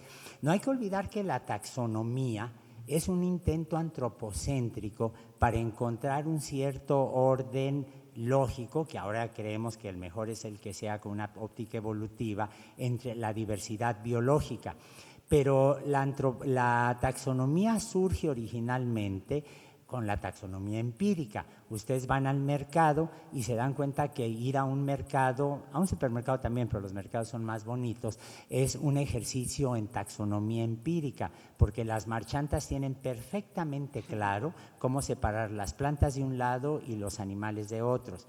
Y los animales no están mezclados, porque por un lado están los animales terrestres y se tienen aves en una parte, cerdos en otra, bovinos en otra, y aparte se tienen los animales del mar, los mariscos y los peces los tenemos en otros lados. Ahí lo que está haciendo la marchanta, lo que está haciendo el mercado es dar una organización taxonómica, una separación taxonómica premileniana a la distribución de los organismos. Puede haber errores en esas taxonomías empíricas. Por ejemplo, si ustedes se fijan, los hongos, el huitlacoche, siempre lo tienen en la sección de vegetales. Y una mala noticia para todos los vegetarianos que estén aquí, que le entran sin ningún pudor a los champiñones, es que el pariente más cercano de los animales son los hongos. Entonces, en realidad, alguien tendría que recorrer todos los mercados de México explicando el esquema de los 5 reinos de Lynn Margulis a las marchantas, ¿no? ¿Por qué no están incluidos? ¿Por qué no están incluidos en la taxonomía de Linneo o en las taxonomías, por ejemplo, que se derivan del esquema de Woese? ¿Por qué no están incluidos los virus? Porque cuando Linneo hizo su clasificación no se conocían los virus, se conocían sus efectos, y porque cuando Woese hizo su esquema filogenético y de ahí taxonómico, lo hizo basado en el ribosoma, y no hay un solo virus que contenga ribosomas, que codifique para ribosomas. Hay tiempo para una pregunta más que supongo queda acá en la primera fila. Dos preguntas rápidas. La primera, en cuanto a la cuestión histórica, ¿qué nos puede comentar de los análisis modernos de los restos de los experimentos de Miller? Y por otro lado, ¿cómo podemos describir la formación de las estructuras complejas en los meteoritos y cometas que hayan sobrevivido las condiciones del medio interestelar y la entrada a la atmósfera? ¿O no se sintetizaron en la entrada a la atmósfera? Los experimentos de Miller los hemos podido reanalizar porque Stanley Miller fue extraordinariamente cuidadoso. Dejó cajitas con muestras de todos los experimentos que hizo durante toda su carrera científica. Cada una de esas cajitas tenía los tubitos que correspondían a las anotaciones de los cuadernos de trabajo, y Stanley Miller me regaló a mí las muestras del primer experimento. Decidimos reanalizarlos, Jeff Beida y yo, que heredó el laboratorio de Stanley Miller en la Universidad de California en San Diego. El resultado nos impresionó mucho porque, claro, Stanley Miller había reportado 5 aminoácidos usando cromatografía de papel, pero ahora tenemos métodos analíticos que me permiten detectar una sola molécula, y entonces, claro que donde él había reportado 5, nosotros encontramos 13, no porque haya sido un mal químico analítico, sino porque las técnicas del momento no daban para más. Eso lo hemos estado haciendo con otros experimentos que él dejó, que, como decía, están ahora en el laboratorio de Jeff Beida, y por ejemplo pudimos demostrar hace unos cuantos par de años, algo así, que había cisteína y metionina, que son los 2 aminoácidos biológicos que tienen azufre, y otros aminoácidos no biológicos que él había sintetizado y que nunca se habían reportado. El mérito es de Stanley Miller, o sea, claramente sabía lo que estaba haciendo. Ahora, ¿cómo sabemos que estos experimentos son un buen modelo de la Tierra primitiva? Porque los podemos comparar con los meteoritos, y los meteoritos pétreos, sobre todo, son un excelente fósil químico de los eventos sintéticos que ocurrieron en el sistema solar primitivo. Cuando un meteorito atraviesa la atmósfera, todos sabemos que se pone incandescente. Lo que está pasando ahí es que el meteorito se calienta y la parte externa del meteorito se funde. Pero los meteoritos son muy pétreos, son muy malos conductores del calor. Ustedes pueden hacer el experimento. Toquen una pared de la catedral a las 12 de la noche y va a estar caliente porque la piedra tarda mucho en perder la energía, en perder el calor. ¿Qué es lo que está pasando? Es mala conductora. Toquen un poste de luz a la misma hora y verán que está frío porque rápidamente está en equilibrio con el ambiente. Como los meteoritos son pétreos, se funde la parte externa, pero el calor no penetra y entonces con una cucharilla simplemente toma una parte del interior del meteorito, la analiza y ahí ya se preservó sin dificultad. Los cometas es difícil que sobrevivan a la Tierra, el choque a la Tierra intactos. Un choque de cometas muy famoso es el de 1911 en Tunguska, en Siberia, pero allí el cometa aparentemente explotó a un par de kilómetros sobre la superficie terrestre y quedó la onda de choque y encontramos material de meteoritos, algo material sólido que venía en el cometa. Lo que se está haciendo ahora, como todos ustedes lo saben, y es un desarrollo tecnológico deslumbrante, es mandar satélites que se posan sobre el núcleo de los cometas y antes de las vacaciones de Navidad, el grupo que hizo esto para la nave de la Agencia Espacial Europea reportó agua, que sabíamos que existía, y compuestos orgánicos complejos, pero no dijeron más nada. Porque yo creo que están todavía interpretando los espectros. Analizar los espectros unos amigos míos se tardaron 7 años en analizar los espectros, en tener buenos resultados de los espectros de la misión Stardust, que recolectó polvo de cometa y luego lo trajo a la Tierra. Entonces, ahí es cuestión de esperarse un poco nada más. Muchísimas gracias.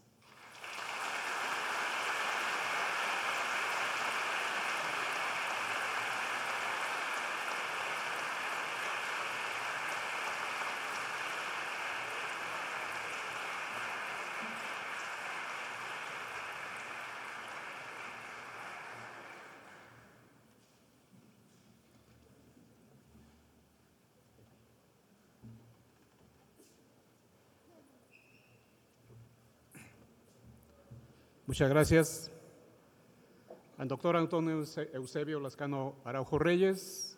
A continuación, se lleva a cabo la entrega de un reconocimiento a nuestro ponente magistral por parte del doctor Salvador Mena Munguía, rector del Centro Universitario de Ciencias Biológicas Agropecuarias, que a la letra dice así: Universidad de Guadalajara, Centro Universitario de Ciencias Biológicas y Agropecuarias y la División de Ciencias Biológicas y Ambientales extienden el presente reconocimiento al doctor Antonio Eusebio Lascano Araujo Reyes, biólogo destacado internacionalmente por su valiosa contribución a lo largo de 35 años de licenciatura en Biología, 12 de febrero de 2015, firman el doctor Salvador Mena Munguía, rector del Centro Universitario de Ciencias Biológicas y Agropecuarias, el maestro Salvador González Luna, secretario académico del CUCBA, y el doctor Carlos Bea Zárate, director de la División de Ciencias Biológicas y Ambientales.